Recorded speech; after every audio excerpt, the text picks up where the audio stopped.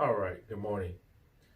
This is Jay Trucker 717, and you are listening to Jay Trucker 71 Broadcasting. Get my cup of coffee this morning.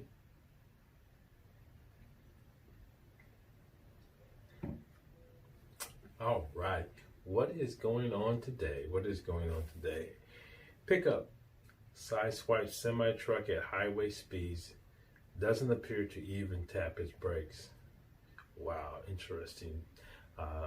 We all know as a professional CDL driver, one of the things you have to keep in mind is that you have to worry about the drivers around you and some of the things that they're doing. And this is the situation of this CDL driver. Always keep your head on the swivel, as we used to say in the military. Keep your head on the swivel. Be aware of your surroundings and be careful of the drivers around you. Okay, it says a pickup truck in a heck of a hurry doesn't slow down even after colliding into a semi-truck. All right, let's take a look at this clip real quick.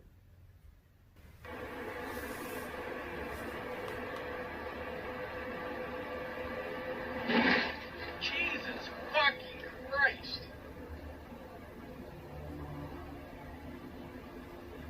All right, that, like I said, be very careful out there. Okay, what else is going on? Crash causes fireworks to actively explode in semi-trailer. Again, when we're out there driving, we definitely have to make sure we know what we're driving, what we're carrying, and how to make sure it's safe from transport to transport. All right. Nebraska State Patrol investigating a crash involved a semi-truck hauling fireworks that left multiple people injured. Okay, this is not good. Crash happened at 11 a.m. on June 19th, south of Ewing, Nebraska, up north there. Troopers said that an SUV and a semi-truck collided at the intersection of Highway 77 and Road F in Dodge City. By the time the Nebraska State Troopers arrived on the scene, the semi-truck, which was hauling fireworks, was fully engulfed in flames, with fireworks in the trailer actively exploding. Okay, and just to kind of warn you, this is a graphic scene, but let's take a look at this scene. It's can be very bad looking, so let's take a look at it real quick.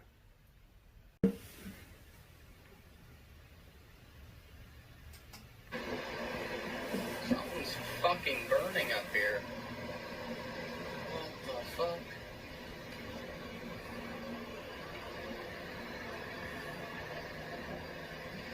It's exploding. I can fucking hear it. Holy shit.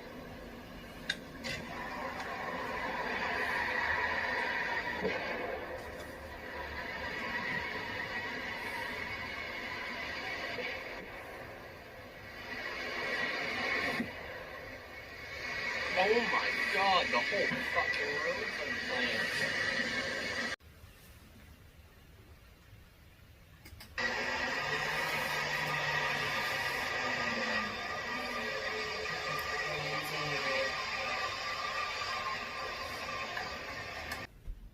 Okay, that was a very bad scene. We'll pray that everybody's okay in that situation. Okay.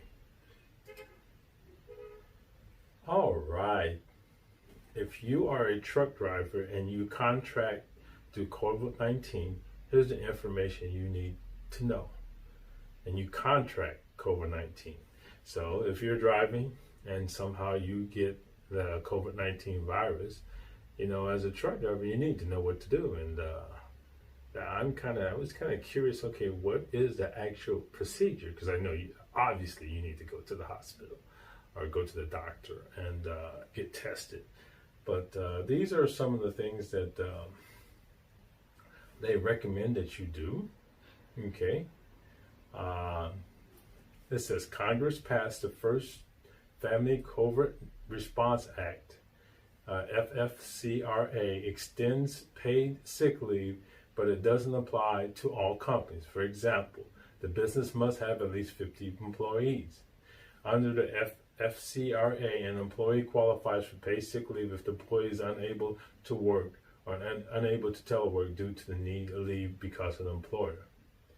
Okay, so one of the things that it requires you to do if you happen to get contacted with the COVID-19,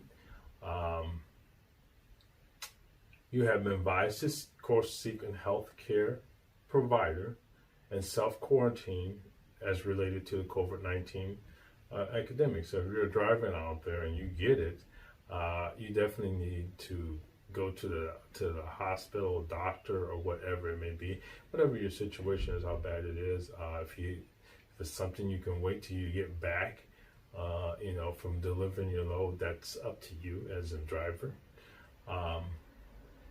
If experiencing symptoms and seeking medical diagnosis. So basically, if it's getting pretty bad, you need to go to the hospital. I've had to pull over and go to the hospital, and it's not something that, as truck drivers, we want to do. We don't want to, take away our income, but on the same token, as I've always said, no load is worth your life.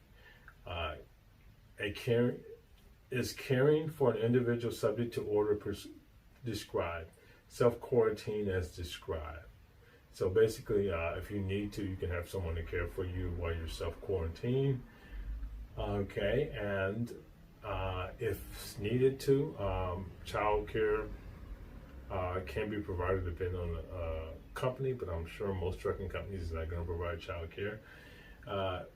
If you're experiencing substantial similar conditions specified by the Secretary of Health and Human Services, then you need to actually contact them somehow. So I guess your corporation or whatever trucking company you go would contact them. But those are basically the guidelines. So, I mean, it's pretty simple. If you're driving, stop, get tested, go to the doctor. If the symptoms are bad, go to the hospital, self-quarantine yourself for 14 days and get back on the road. So those are the basic requirements for if you get contact. And again, I know a lot of organizations have been, giving out masks and stuff of that nature. As a truck driver, you need to be wearing a mask.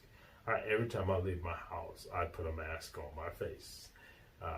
Because if I just get close to someone, I just forget automatically. It's a natural instinct to start talking to somebody and get close, and you're talking, and all of a sudden you're in that 6-foot window and you're sharing saliva back and forth, and you go home and now you've got the virus. So I always wear a mask. As soon as I walk out the door, I grab my mask and make sure I have it. That's another thing. Wallet, keys, mask. All right. What else is going on? What else is going on?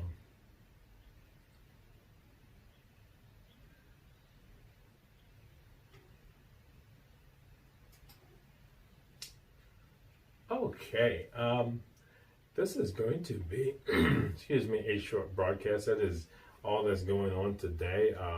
Please have a wonderful day. We just had Father's Day.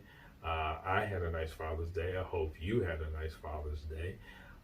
But we're going to end with a weather break. And like I said, make sure you like, share, and subscribe to the broadcast. Hit that notification bell so you get notifications of our broadcast. And again, this is Trucker 717. This is Trucker 717 broadcasting. Peace. I'm out of here. Have a wonderful day. We're checking in on your 3-day forecast, looking for thunderstorms in the high plains, New Mexico, Colorado, mainly looking for hail, possibly some gusty winds there. Gusty winds, Texas into the deep south, so look for afternoon thunderstorms tomorrow. Going to help you out with the heat some. Houston hitting 91 degrees. We'll see a bigger focus for strong thunderstorms along the Gulf Coast on Wednesday, also for the Carolina coast, so heads up Wilmington and Charleston. Central parts of the plains, too, could see a strong storm or two in Nebraska and on into Kansas. Temperatures across the west don't look too bad as you stay out of the Central Valley, but heat advisories are up for most of the week. For Sacramento, look at that, 100 degrees there. Palm Springs coming in 109, Denver 91. Thunderstorms for the northern plains, the Gulf Coast, and also parts of the eastern U.S.